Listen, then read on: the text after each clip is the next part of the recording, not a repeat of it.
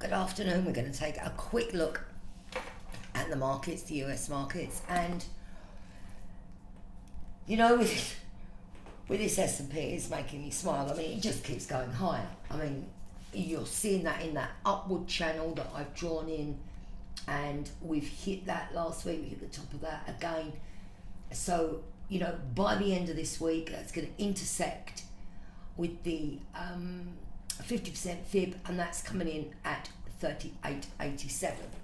Now obviously I've posted the weekly and the daily pivot points on the group chat so that you're all aware of where they are, and please, you need to use these, you really do, because when you're going into uncharted territory, we really have to take into consideration these mathematical calculations that project up and give you projected targets and targets really that the market as a whole can aim for. There's no magic spice in this. It is just really a case of the market doing what the market has always done, which is gravitate towards the obvious point of resistance, and the obvious point of resistance is up at that top of that channel. Nothing scientific, nothing scientific in that at all. It's just the way markets are, and we've been here that many times with the S&P since 2016. We really have. We've broken through all barriers, and when I look back now and see what it was like down at 666 in 2009, yeah, I'm showing my age, but when I look back and see from that point the market went higher. So you've got to understand that you're in an extremely long-term bullish market. You are. And although we have pullbacks, the markets still keep going higher. Now, obviously, it takes a tumble, I'd say every now and again, but it took a tumble at the beginning of last year. This January, we've actually sort of behaved quite well if you think of what happened in 2018 and 2020. It wasn't looking brilliant, was it? Life was not rosy for stock market traders. I mean, we were lucky. We did spot the opportunity and went with it on the downward spiral. But many caught cold, and that was the end of them, really. So now what we want to do is, you've got these levels that we use to calculate where the market's going to go to, but it really is basic common sense. If you've got a Fibonacci there at 38.87, a trend line going up on a channel line at 38.87, it's not taking a lot of brain power to work out that market is going to try for 38.87. If you look at the way it's been overbought for mid-December, when we've eased off of those severe 90% overbought scenarios, we haven't come down a lot, and we haven't come down a lot on the stochastics. So it seems to oscillate between 90 and 75% at the moment. So when markets are trending, it's very, very difficult to go in and use stochastics and trend following momentum indicators as anything other than what they are. An RSI is a relative strength indicator. So if the RSI is high, so is the strength of the trend. Simple, so. But that's the way that we use it and we gauge it. And it's very difficult as you're going against a market that by its very nature, stock markets are bullish, since conception. You've only got to look at, if you're me, look at a chart of the Dow from the late 1800s. It's gone up. Has its downsides, yeah, and last first quarter was not brilliant. But look how it recovered. It didn't just recovered, it smashed through all sorts of levels and all sorts of records. And you've got to understand why that is. What is this made up of? Well, pharmaceuticals and financials. Both looking at the moment very healthy. So therefore, that market is going to still keep trying for the top side. And I think to go against it in anything but the extreme short term could be quite dangerous. However, that said and put to bed, you know, the Dow isn't making these moves and keeping them at higher levels. That's my problem. Okay, let's just take a quick look at the Dow.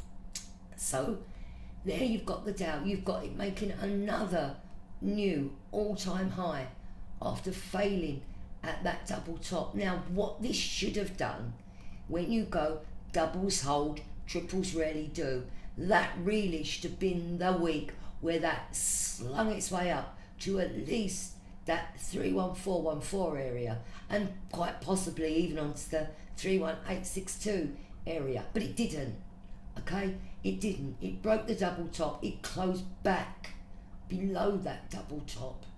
Okay, and we saw Friday it come down lower. So you get warning signs. Look at the stochastics in the Dow. They don't look bullish. They look neutral at the moment. They look neutral at neutral levels, but they're bearish. They've been turning for a few days. Look at the RSI. That's gone down to 52. You know, it's all these little things. It's looking at the different markets, and you can't get away from the fact that the Dow is the benchmark for the US markets. That shows the strength of the industrial output in the States. That's just how it is. But we're not seeing that move higher. The Dow isn't reacting like it should do, and that to me sends a little bit of a worry. You know, look at the Nasdaq, look at how that's reacting. That's just making up and away as we move into technology stocks, more so than what we've ever done before. So the Nas really has been the one that's took off, and we're above the 50% fib extension at 135.05. We're trading at the moment 135.46. So, you know, 137.05, 138.44, 139.91. Those are the areas you've got to look out for. You really, really have. And can I see this at 140 soon? Yeah. Watch the Dow. That's going to be the catalyst, I think, for these markets. The S&P seems to be somewhere, you know, generally in the middle. It's not making great shakes to the top side. It's not falling out of bed either. You know, it seems to be more static than the rest of them. Obviously, as this storm carries on, then obviously it stands to reason the technical stocks are going to get more and more back into focus. We've seen this. But you have to look at all three of the stock markets. And, you know, if that Dow does start to fall, you've got to remember something. You know, the US isn't out of the mud yet. It really isn't. I know us in Europe and the UK, we're not much better. I'm not saying that. But the US has steamed ahead. Going back to, it's now way above its previous all-time highs in the beginning of 2020. It is. And you have to ask the question, like, how long can this just keep going up and up? The good news is out, I suppose, if you want a vaccine. Where do we go from here? What do you do with the longer term? You know, there's only a certain amount. So I think we're seeing this switch into technical stocks, which we've been seeing that all of last year, really, from the back end of the last sort of June. We've seen the NAS sort of be the one that leads the way, and maybe there's going to be more emphasis on that as time progresses. I don't know. All I know is that, you know, we look at it as the Dow is God, if you like, but look, we're down 118 points already. Yeah, that can turn in a heartbeat. But if that starts to fall, the rest of the US stock markets, you know, the other two will have no option but to follow. And where would you then leap to?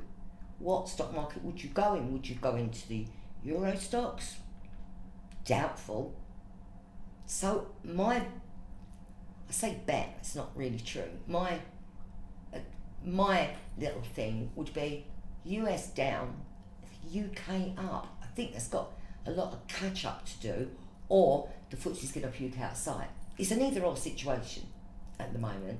It's got to catch up, or we really are as bad as what people are saying. But you know, living in Europe, southern Spain, it's no different here. Spain's on the floor.